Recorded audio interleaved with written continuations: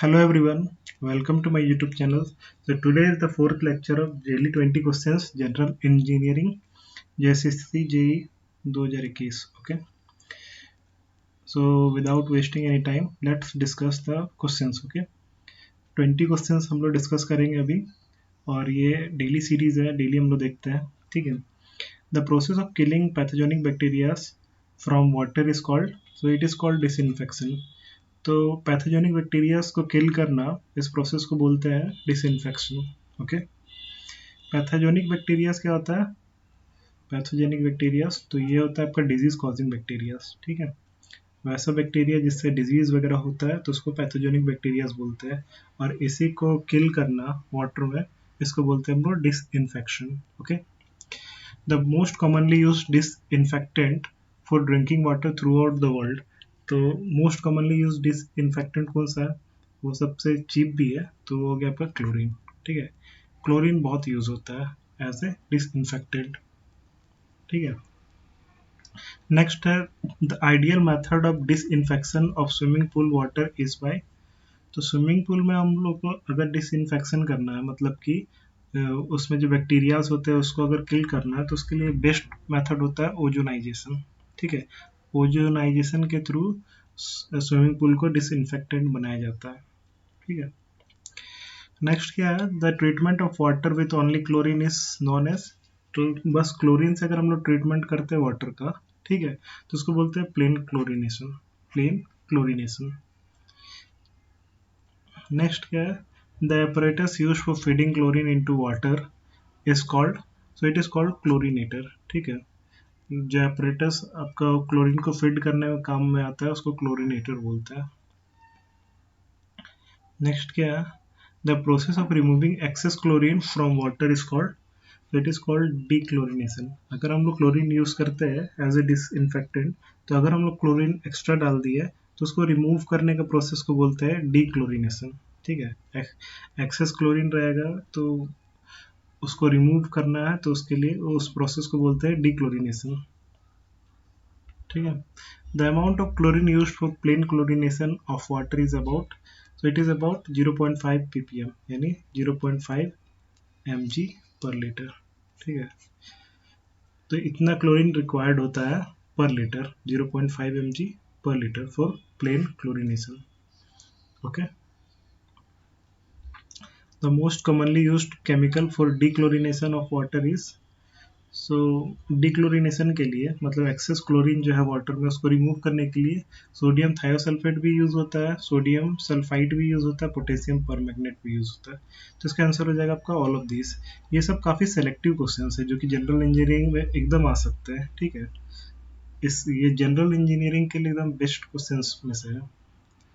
और वैसा क्वेश्चंस हम निकालते नहीं है जो कि आपका जनरल इंजीनियरिंग ना है. उसके बाद क्या है? और ये सब क्वेश्चंस आपका मतलब कि जो 10th पास भी किया है वो सब भी ये सब को इजीली सॉल्व कर सकता है, बना सकता है, और उसी पे बेस्ड आपका जनरल इंजीनियरिंग का क्वेश्चंस रहता है, वो ज़्यादा डिफिकल्ट रहेगा नहीं. जैसे आपका ब्लीचिंग पाउडर है. ब्लीचिंग पाउडर इज, तो it is hypochlorite of lime. ठीक है. Next one, the percentage of chlorine in fresh bleaching powder is, so bleaching powder में क्लोरीन का परसेंटेज होता है आपका 30 to 35%. ठीक है. ये सब सिंपल क्वेश्चन है, easy question. The temporary hardness in water is caused due to the salt like. तो टेम्पोररी हार्डनेस हमेशा कार्बोनेट के थ्रू होता है, कार्बोनेट्स और बाइकार्बोनेट्स. ठीक है. नेक्स्ट क्या है? Permanent hardness in water is caused due to the salt like. So permanent hardness आपका कैल्शियम और मैग्नीशियम, क्लोराइड, नाइट्रेट, सल्फेट, ये सब के कारण होता है, तो ऑल ऑफ दिस होगा. टेम्पोररी हार्डनेस होगा आपका कैल्शियम और मैग्नीशियम का कार्बोनेट या बाइकार्बोनेट से. परमानेंट हार्डनेस होगा कैल्शियम और मैग्नीशियम, क्लोराइड, नाइट्रेट और सल्फेट से. ठीक है. तो ऑल ऑफ दिस हो जाएगा. The temporary hardness due to calcium bicarbonate can be remove bye.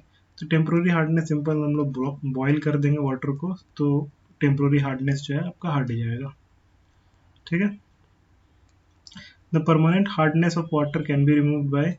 So permanent hardness आपका क्लोरीन, क्लोरीन तो डिसइंफेक्टेंट है, एलम भी, एलम आपका कोएगुलेंट का काम करता है. फिर आपका बॉइलिंग से तो टेम्पोररी हार्डनेस होगा, तो इसका आंसर हो जाएगा आपका जियोलाइट प्रोसेस।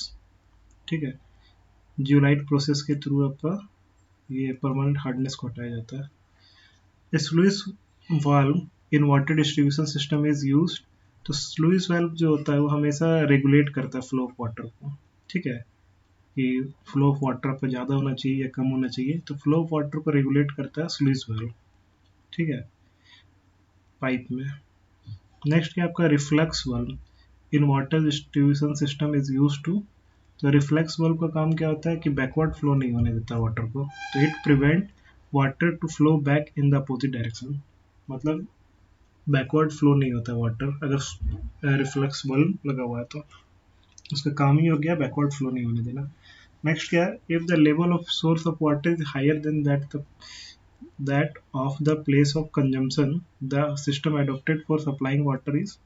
ऑब्वियसली अगर सोर्स ऊपर रहे, सोर्स अगर ऊपर है और वहाँ से पानी हम लोग को नीचे सप्लाई करना है, तो ग्रेविटेशनल सिस्टम के थ्रू करेंगे। ऑब्वियसली ग्रेविटी के थ्रू वाटर हमेशा हायर पोटेंशियल से लोअर पोटेंशियल में फ्लो करता है, तो ग्रेविटेशनल सिस्टम काफ़ी है सप्लाई करने के लिए, वो supplying the water. The minimum size of fire hydrant is.